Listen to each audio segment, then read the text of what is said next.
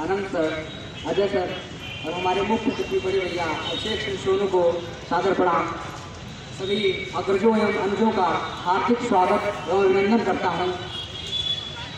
आज का दिन हम सभी के लिए बहुत महत्वपूर्ण है। समूचे विश्व पटल पर भारतीय संस्कृति का परचम लहराने वाले युवा सन्यासी, प्रकांड विद्वान, तेजस्वी वक्ता, युवा और छात्रों के आदर्श, हम सभी के आदर्श स्वामी विवेकानंद जी आज ही के दिन वसुंधरा पर अवतरित हुए थे। उठो, जागो एवं तब तक मत रुको जब तक अपने लक्ष्य की प्राप्ति न कर लो का नारा देकर लगभग सोई हुई जनमानस को पुनर्जागृत करने वाले स्वामी विवेकानंद जी को कोट से नमन। आज के परिप्रेक्ष्य में, आज के परिदृश्य में, जहाँ चारों ओर चीन के पापों की सजा पूरा विश्व भुगत रहा है, कोरोना महामारी आप सभी जानते हैं चीन के ही अमानवीय कृत्य का दुष्परिणाम, और चीन ही नहीं पूरा विश्व कहीं ना कहीं हम सभी भी प्रकृति के साथ छेड़छाड़ करने का सजा भुगत रहे हैं। ऐसी स्थिति में हम सभी युवाओं का ये दायित्व हो जाता है कि पार्टियों, दलों, गुटों में ना बटकर स्वामी विवेकानंद जी के आदर्शों पर चलकर सब एकजुट होकर के इस मानवता के शत्रु को भरपूर जवाब दें, जोरदार जवाब दें। वो शत्रु चाहे कोरोना हो, आप सभी जानते हैं कि कोरोना तो गया है नए साल के साथ, कोरोना वैक्सीन आ गई है, लेकिन उसी के साथ साथ एक नया संकट आ रहा है बर्ड फ्लू नाम का। ये सभी हमारे प्रकृति के साथ जो हमने छेड़छाड़ किए हैं उसी के दुष्परिणाम हैं। चाहे वो शत्रु कोरोना हो, चाहे बर्ड फ्लू हो, चाहे पार्टीवाद हो, जातिवाद हो, अराजकता हो, सभी को दूर करना है।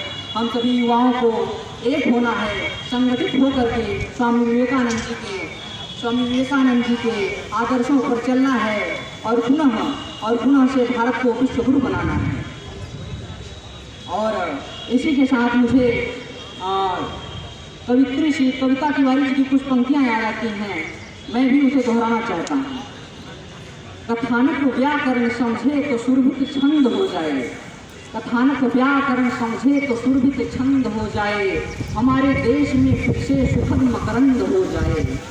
मेरे ईश्वर मेरे दाता ये कविता मांगती तुझसे, मेरे ईश्वर मेरे दाता ये दीपू मांगता तुझसे, युवा पीढ़ी संभल करके विवेकानंद हो जाए, युवा पीढ़ी संभल करके विवेकानंद हो जाए।